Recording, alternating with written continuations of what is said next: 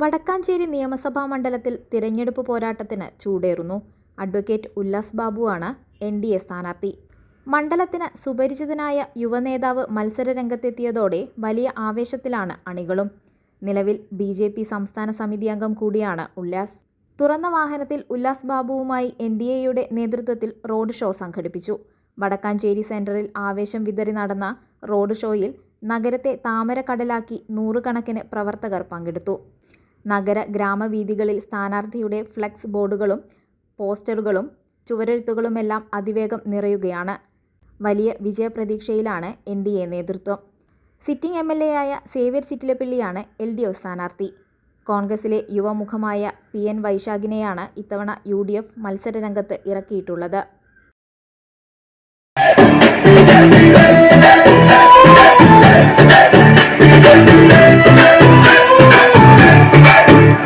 വിശ്വാസങ്ങൾ സംരക്ഷിക്കാൻ, വികസന വിപ്ലവം ആരംഭിക്കാൻ, അഴിമതി ഭരണം ഇല്ലാതാക്കാൻ ഇനി വരണം BJP.